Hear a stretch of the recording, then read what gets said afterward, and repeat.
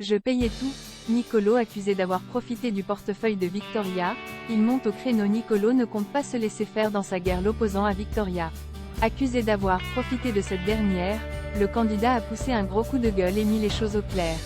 Entre Victoria et Nicolo, la guerre est déclarée.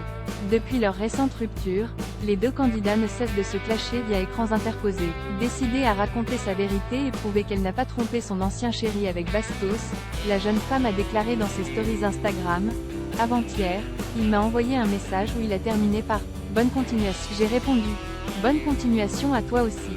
Quand on se dit ça après ne pas s'être parlé pendant une semaine, ça ne veut pas dire bon Noël. Ça veut dire que c'est fini. Parenthèse ouvrante, parenthèse fermante. Je me considérais comme célibataire, je n'ai pas fait quelque chose de malade. De son côté, Nicolo n'a pas hésité à balancer des messages vocaux envoyés à Victoria, tentant ainsi de la décrédibiliser. Cette dernière n'y est pas non plus allée de main morte puisqu'elle a à son tour révélé que le candidat italien avait largement profité de son portefeuille et de son hébergement dans le sud de la France. Il y a un karma dans la vie. Tôt ou tard, ça lui retombera dessus, parce que je suis publiquement sur quelqu'un qui t'a tendu la main, qui a mangé à la table de ma famille et chez qui tu squattes depuis 6 mois, c'est mal. J'espère qu'il a honte. A-t-elle dit sur les réseaux. Nicolo dément être un michto. Nicolo, un véritable profiteur? Certainement pas comme il l'a lui-même déclaré. Elle m'accuse de choses, elle me dit que je l'ai michetonné alors que c'est vraiment faux.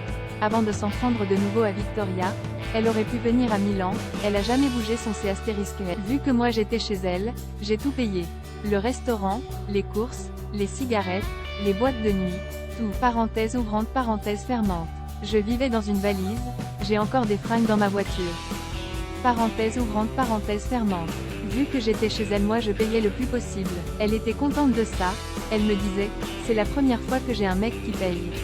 La jeune femme, qui ne semble plus vouloir prendre la parole sur cette histoire passée, ne devrait pas réagir à ces nouvelles déclarations de Nicolo.